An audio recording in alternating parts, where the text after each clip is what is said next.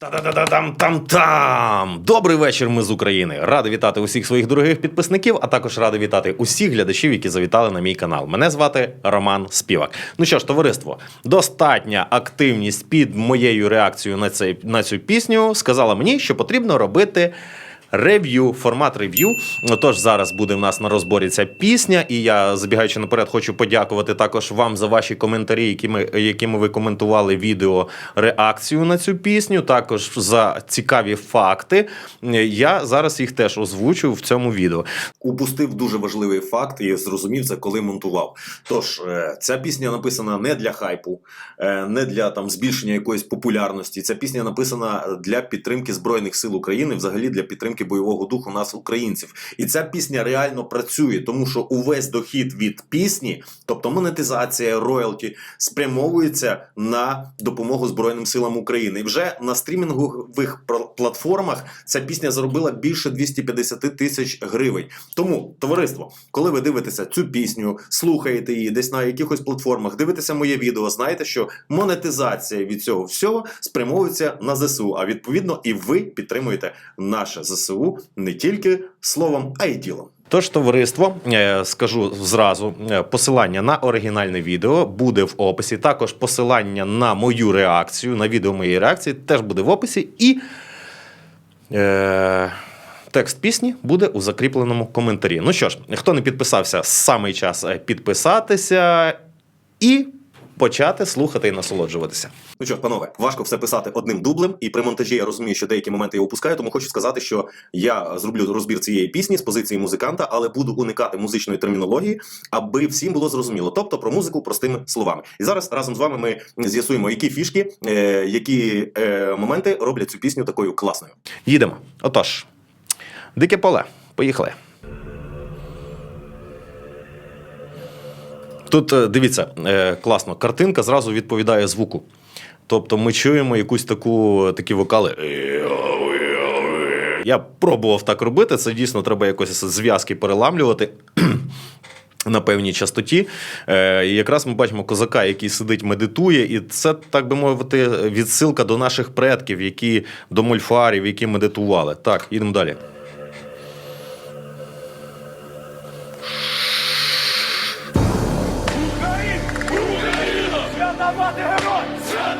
Класний був перехід, правда? І все відео, зверніть увагу, щоб я не зупинявся на цьому кожен раз, зверніть увагу, як усі картинки змінюються відповідно до ритму пісні, відповідно до акцентів пісні. Вони не просто змінюються, а от, наприклад, якщо ми чуємо оцей перехід литав, то і картинка, відповідно, міняється так, вилітає. Круто. Все так зроблено, все ритмічно, тому так захоплює неймовірно. Та, на початку у нас звучить молитва українських героїв. Я хочу подякувати Євгену Студіо, який прокоментував і написав повністю про цю молитву, що ця молитва була написана кров'ю в 1936 році Осипом Мащаком. І повний текст молитви я також додам у закріплений коментар. Ну що ж, їдемо далі. До речі, не сказав момент, що в пісні зараз, власне, використані голоси дійсно справжніх азовців, дійсно вояків полку Азов. Круто, круто просто.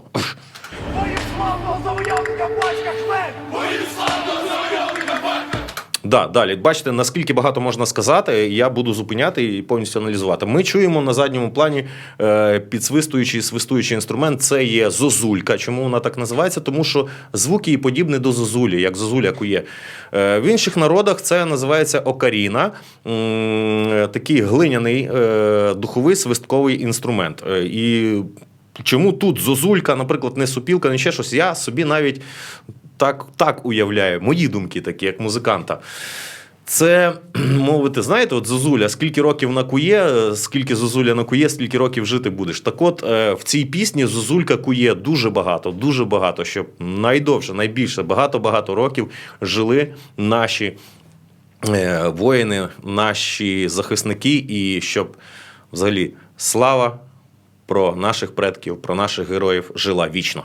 Що ж, а зараз саме час підписатися, якщо ти ще не підписався, і поставити козацьку вподобайку, лайка-сонку. І, аби якомога більше українців і людей у світі знали про цю пісню, пошир це відео.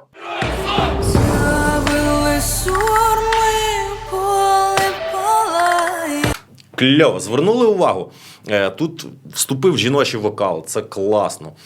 Кльовий, такий відкритий, яскравий, такий впевнений, мелодійний, ніжний. В той же час з такою силою і з такими нотками фольклору вона співає. Чудово, просто чудово. І оформлена вона з реверберацією, тобто в студійній роботі записано, це все зведено, зроблено класно. Плюс звернули увагу, як Зозулька піднялася вище, у вищий діапазон, і тим самим, так якби вона, можна сказати, підтримує вокалістку.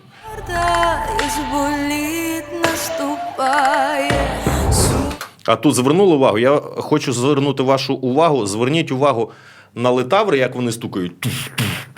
Та, і як оці плями навіть синхронізовані, коли переходить з одної картинки на другу. Дивіться, просто зверніть увагу. Крутейше, правда? Здається, дрібниця. Але наскільки все зроблено до малих дрібниць. Та? По тексту все зрозуміло. Кльово. Те, що текст, те ми і бачимо, про що текст, в принципі, картинка відповідає тексту. В нашім краю тільки смерть чекає. Круто. Тільки смерть чекає. Додалися ще вокали, щоб підсилити цю фразу. Суперово. Так, до речі, що таке «Дике поле»? Давайте проїдемось. Я хочу подякувати за коментар Таня С. Дякую за коментар. «Дике поле» – це батьківщина українського козацтва. Тобто, це, можна так сказати, це колиска вільних людей.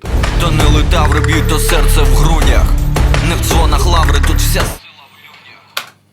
Скажу, то не литаври б'ють, то в грудях, і ми чуємо тут дуже багато литавр. Тут литаври взагалі організовують, тобто забезпечують оці всі переходи цікаві між частинами пісні, і оці всі акценти забезпечують.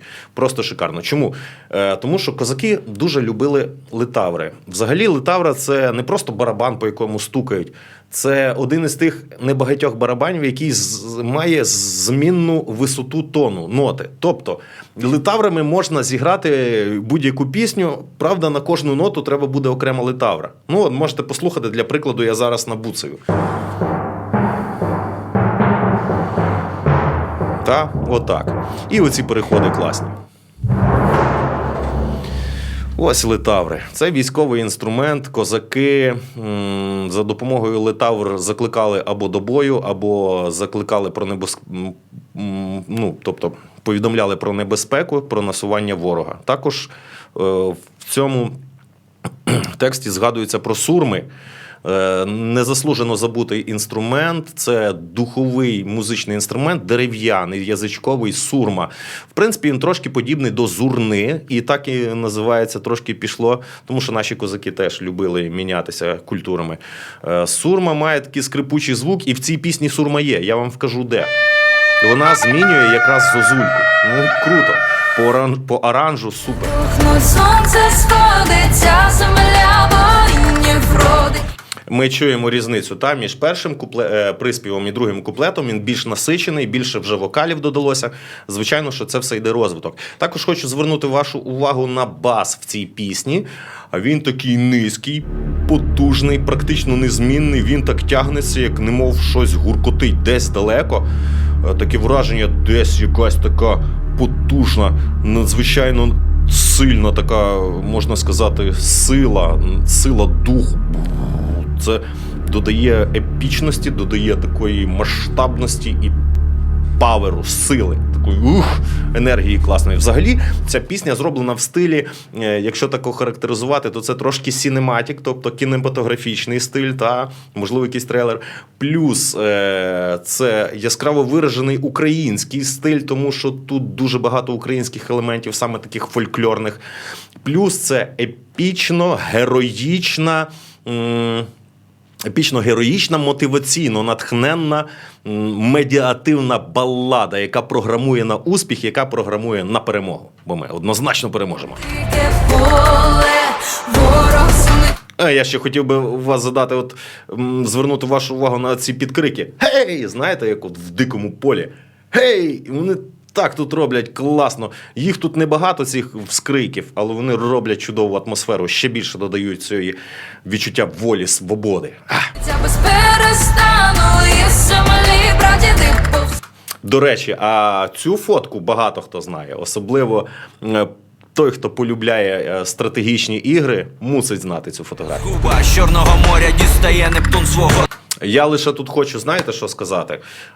Нептун дістає тризуба. Ну, розумієте, наскільки це не просто совпадіння, та? Знаєте, як то?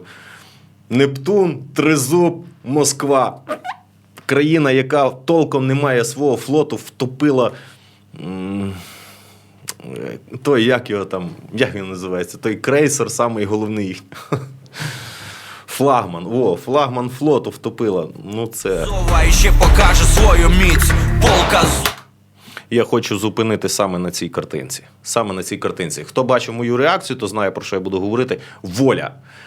Ось для нас основне слово, для українців сакральне слово, тому що в нас є таке прислів'я воля або смерть. Тобто ми не збираємося жити рабами, ми не скоримося, ми не змиримося.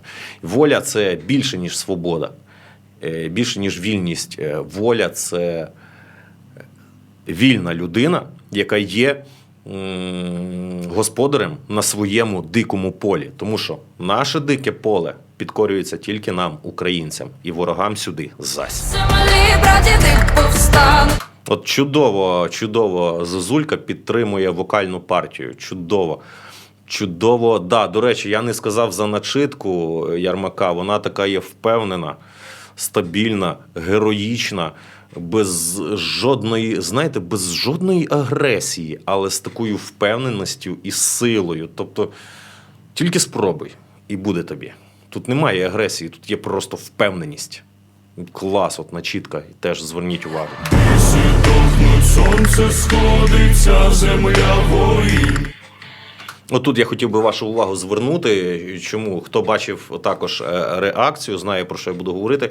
Тут ми чуємо трошки такі роботизовані вокали, чоловічі саме, там їх декілька, такий хорал, можна сказати. Це таке ворожіння, чаклування наших мольфарів, наших ворожбитів, наших предків. Це такі відгуки духів наших предків, наших героїв.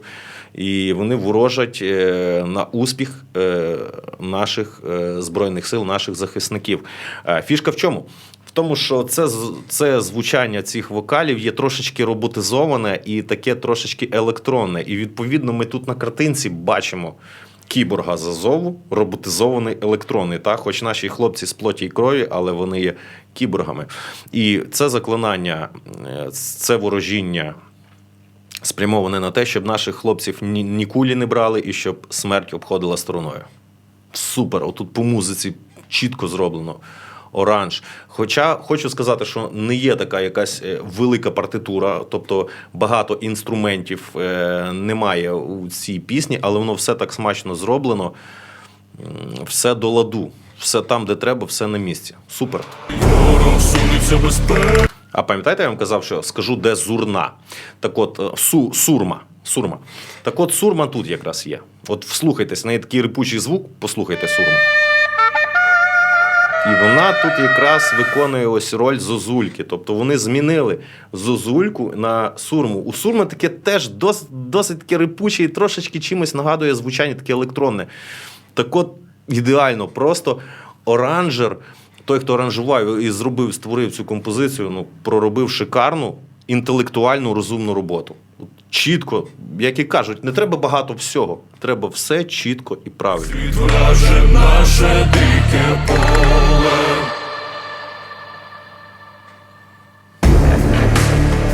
Да, до речі, почули цей хвіст? Наше дике поле, таке враження, як вони дійсно в якомусь великому полі, і ця луна, це ехо йде, відлуння. Та якби. І теж це робота звукооператора, робота мікшинг-інженера, навісити оці реверберації, щоб створити відчуття величезного простору. Круто. І все так поєднано, класно. Неймовірно. Неймовірний трек. Ну що ж, товариство, саме час поставити лайк, якщо вам сподобалось. Якщо ви ще не підписались, підписуйтесь, будь ласка. І, звичайно, я знову ж таки чекаю ваші коменти.